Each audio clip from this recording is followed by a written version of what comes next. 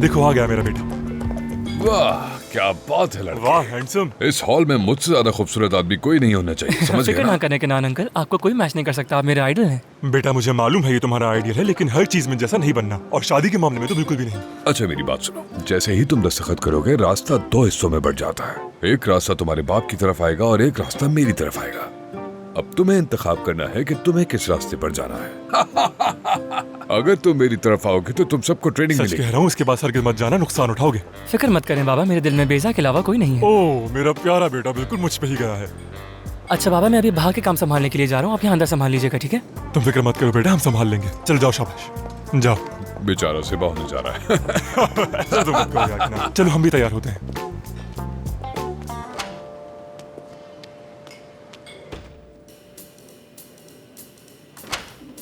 आइए केनान साहब।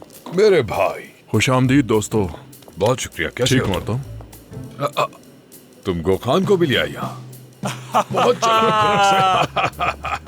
गोखान, तुमने किसी को भड़क नहीं पड़ने दी और तुम आ गए। मैंने ही इसे कहा था कि ये हरगिज ना बताए तुम्हें। वाह यार। बैठ जाओ। गोखान ज्यादा नहीं काटना, मैं तो यहाँ वैसे ही बैठता जरूरत हूँ है। हमेशा से। जी मुझे भी लग रहा है।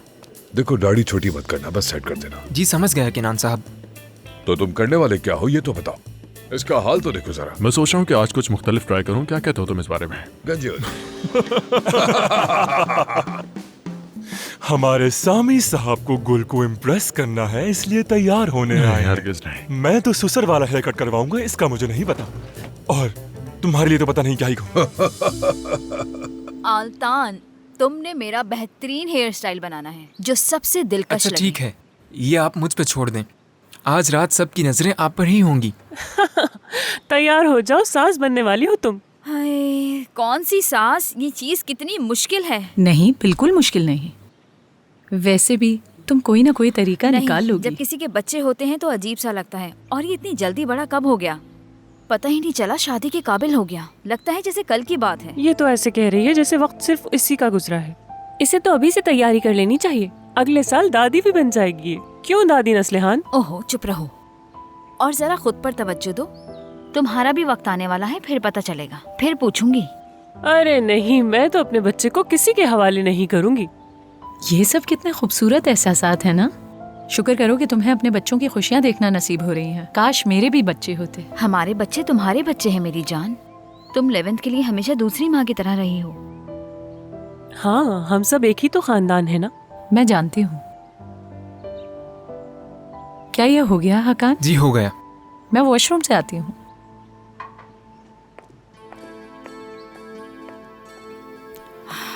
मैं भी बेध्यानी में पता नहीं क्या क्या बोल गई। बोलने से पहले सोच तो लिया करो। आह कि ना, उसने खानदान की जिंदगी बर्बाद करके रख दी है।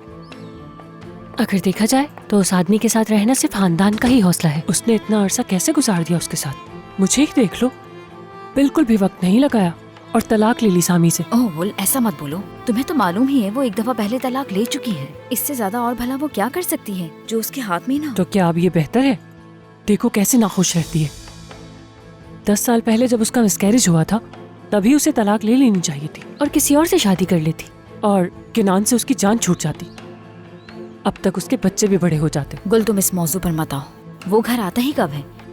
वो अकेली ही रहती है। मैं तुम्हें एक बात बताऊं, वो हमसे छुपा रही है, मगर यकीनन किनान का किसी के साथ चक्कर चल रहा है। हाँ बिल्कुल मेरी जान, बस वो दिखावा करती है। अगर देखा जाए तो वो अपने आप को तबाह कर चुकी है। ऐसे तो वो मर जाएगी नस्लेहान। समझ नहीं आ रहा वो अपने साथ ऐसा क्यों कर रही है। इतने साल उसने किनान के साथ जिंदगी कैसे गुजार दी, मुझे बिल्कुल समझ नहीं आ रहा। तो कब मिल रही हो तुम किनान से? पता नहीं, उसने मुझे बताना था। रुको मैं कॉल करती हूँ उसे। सही कहा तुमने। हाय।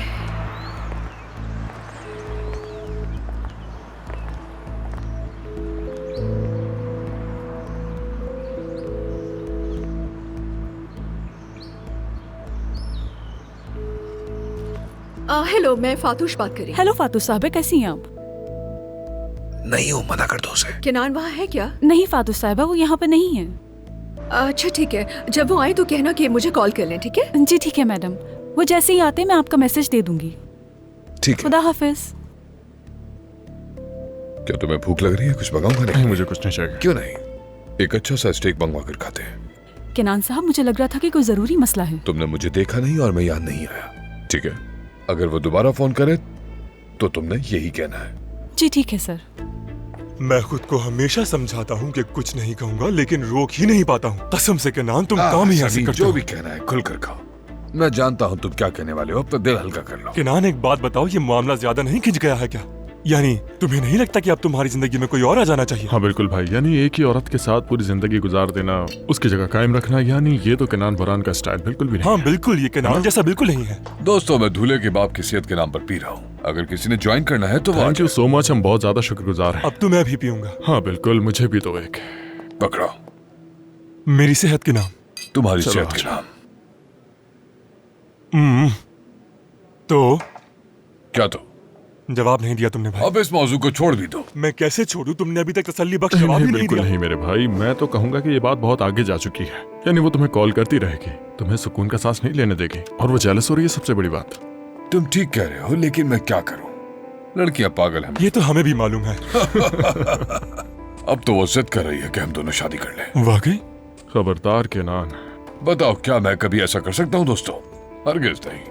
लोग सवाल करेंगे कि पिछले 10 साल कैसे गुजारे मैंने। क्या मैं खानदान को तलाक दे दूं? कोई चांस नजर नहीं आता। हरगिज नहीं, जब तक खानदान साथ है। मुमकिन ही नहीं।